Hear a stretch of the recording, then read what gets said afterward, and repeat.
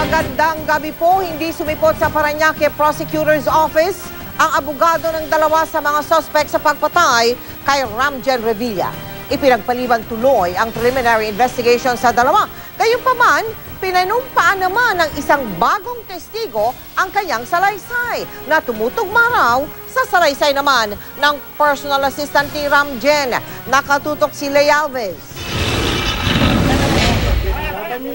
Pasado 1:00 ng hapon, dumating sa Parañaque City Prosecutor's Office sina Michael Nartea at Roy Francis Tolisora, ang dalawa sa mga suspect sa kasong pagpatay kay Ramjen Revilla at tangkang pagpatay sa nobya nitong si Janelle Manahan. Pero ipinagpaliban bukas ang preliminary investigation sa dalawa dahil hindi dumating ang kanilang abogado. Iniharap din ng Parañaque Police ang isa pang witness. Sabi ng mga pulis, ang alias Lim na sinasabi nila ay si Lloyd Comeda. Lloyd Comeda naman daw ang pangalan nito base sa prosecutor's office. Yung bagong dumating naming testigo, nag-execute ng affidavit at pinanumpaan si Lloyd. Sino Lloyd, sir? Anong naging participation niya, sir? Lloyd Comeda. Isa rin po siya. Yung participation niya? Isa rin po siya sa hinair at inalok na pumatay. Si Lloyd, isa nating testigo ay siya po ay nagko-corroborate sa isa naming testigo. Si Major Torre. Okay. Yung lahat po na sinasabi na isang testigo namin, kino-corroborate lang po niya at sinasabi nga po niya na narinig din niya po yung mga usapan ng mga personalities na kinasuhan po namin. Nagbigay rin ng karagdagang salaysay ang personal assistant na si Ronald Ancahas. Yung pong addendum o susog na statement ni Ronaldo Ancahas, yung PA, na nagpapatunay at ang motibo ay pag-aaway tungkol dun sa pera o sa sasakyan.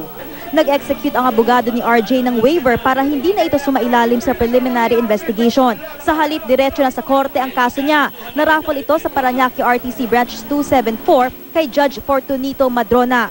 Sinubukan ng GMA News na kuna ng pahayag ang abogado ni RJ na si Attorney Dennis Manzanal pero tumanggi itong magsalita. 100% po ang naninindigan sa ang investigasyon namin ay sila nga ang may sala.